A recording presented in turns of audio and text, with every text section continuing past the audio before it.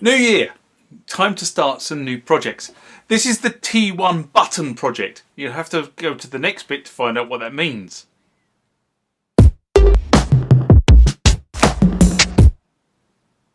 So as I said, new year, new project. Let me just move that a bit, like that.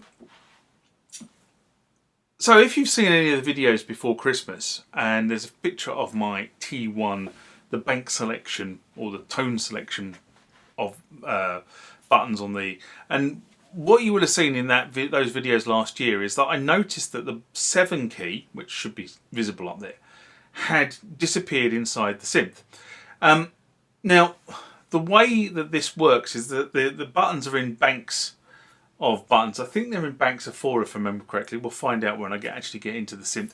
The synth is actually just off camera in front of me, but I wasn't going to lift it up and put it on the bench because I actually need to get into it, so it means getting up underneath it, so it's better on a stand in front of me. So I'll do this assembly off camera. You've seen me open the T1 many times. I don't need to do it again on this video.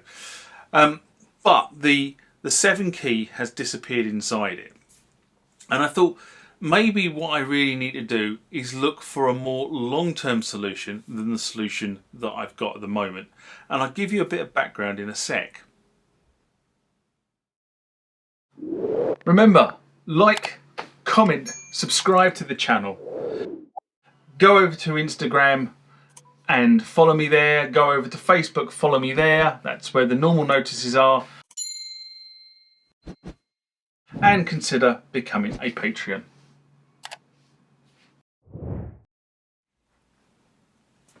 Some background to this project. When I bought the Korg T1 many years back, there were a number of things that needs to be repaired, and you'll find the repair videos are on the channel. Just go search for T1 and you should find them. And some of the problem with the T1 was a number of the switches or the plastic over the switches was broken. That was actually caused by the fact that a number of the tack switches, which are the electrical contacts that sit underneath those plastic buttons on top, and if you look up there I will put a picture of the button panel again, were broken. Now you can acquire, if you go onto the internet at the moment, there are a number of people who are selling button switches or the plastic caps for the button switches for the M1, the T2 and the T3. They all use the same round buttons. Unfortunately the T1 does not. T1 uses an oblong style button with rounded corners. I'm not quite sure what in business process terms it's a Terminator sign, but that's the kind of thing. It's long and it has the rounded ends on it, which is different. So you can't use the there are abundant numbers of these round plastic caps being sold. I was lucky when I did this the first time round that I managed to find somebody who was selling these, and I bought them and I installed them, and it's been working fine ever since. However, the number 7 key has decided to break, and it's not because I press it hard, it's because it is a single key on its own, not in a bank of keys, which is how this was designed to work. There was meant to be a bank of keys all together that kind of gave each key some sort of rigidity. These were then stuck to the chassis and squashed between the chassis and the contact point and the contact switch. So I have a dilemma, and the dilemma is I obviously want this synthesizer to be in tip-top condition because I do love playing it, and it annoys me that the number 7 key isn't working. So what solutions have I thought about? Well, actually, with technology being where it is now and the low cost entry points for things like 3D printers, what I thought, and I actually came up with this a while back, way before the problem with the T1 came up, was, well, why don't I have a go at sort of scanning and 3D printing some of these things? And to that end, about a year ago, I bought, and you can see it's never been out of the box. Okay, it's still in its plastic packaging, but that is the RevoPoint mini scanner. And I bought this one because it uses blue light, not white light. And you're going to say, what's the difference? And I'm going to go speak to a scanning expert, because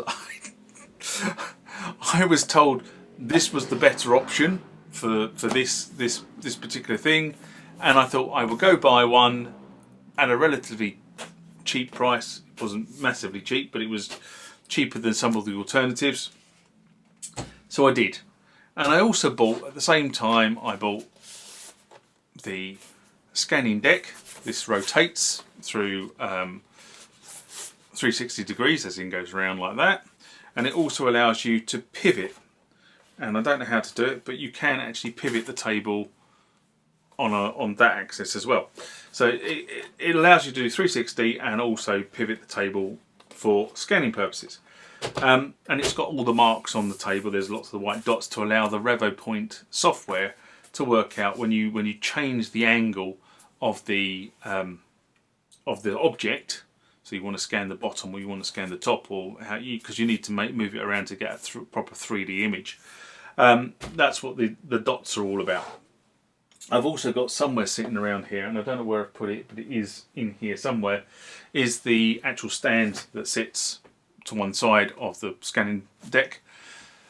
Anyway, I bought that, and the whole idea of that a year ago when I bought it was to allow me, when I found that I couldn't buy a plastic part or something like that, and there are on legacy synthesizers, there are numerous occasions, things like the joystick, for argument's sake, of a keyboard, buttons of a keyboard, switches on a keyboard, things that you don't necessarily can't buy anymore because nobody stocks them. So you kind of have to make them. So that was the idea behind this.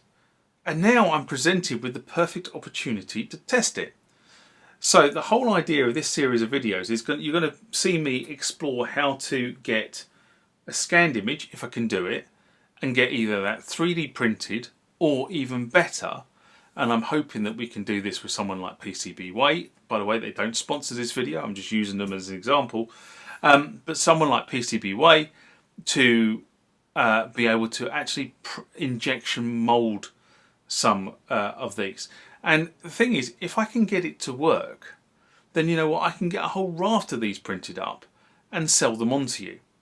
Now, I tried to buy some of these late last year. So this is January 2024 when I'm making this video.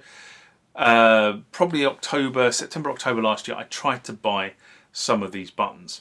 I tried to buy it from a vendor in the US, and that vendor in the US was taking the Michael in terms of how much did he want for them. So not only did he want over $100 for a set of 8 buttons, which he claimed were new, and I know were not new. So there's your first thing. You know, the guy was lying, and I am using that word lying because he was outright lying. And another commentator who commentates on the channel actually pointed me in this guy's direction and said he was lying as well. So it was 2 of us who had this guy was just taking the Michael. So that was the first issue. He wanted well over 100. I can't remember what the number was now, but it was well over $100. And then he wanted an extortionate amount of money to ship them to the UK.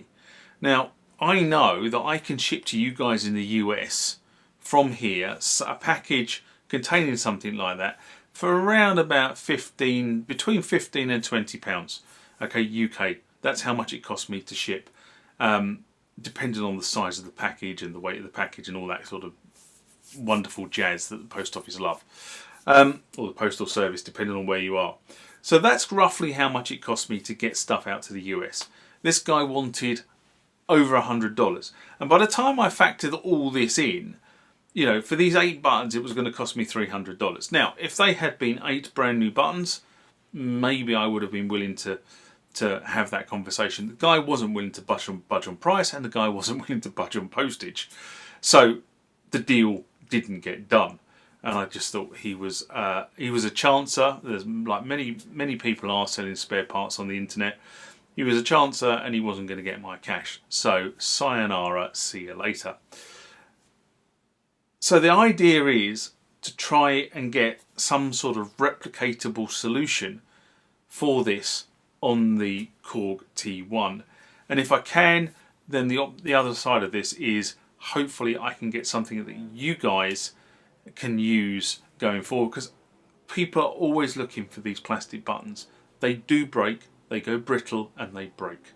So been able to provide a repair scenario for you guys and me, let's be faithful, this is me being selfish. I want to do this because I want to repair my T1. The other side of this, of course, is that when I did the repair on this T1, the buttons that I bought to go into it to repair the buttons that were broken were never quite the same colour. Now, why I understand, and I am open to somebody challenging me on this, but when Korg shipped the T1 to different territories, the buttons were made in different processes, in different batches. So some of the buttons were made in a sort of kind of translucent grey colour, and other buttons were made in a translucent brown colour. And the brown colour is very, very similar to the colour of the M1 keys, or the M1 caps, which I've said earlier was round. But I'm prepared to be challenged on that, because I don't really know, if I'm honest, whether that is true or not true. That was somebody at an event told me, and I've never been able to actually verify it one way or the other. But that may explain why, if you look at my keyboard, you will notice that some of my buttons are in this translucent grey and some of these buttons are in this smoky brown. One of the one's right, one of the one's wrong, don't know. But at the end of the day, we are where we are, and let's get on with this video. So this is part 1, tune into part 2, when we actually start the scanning process and the voyage of discovery. And on that note, I'm going to say live long and prosper, guys, and I will catch you next time. Bye bye.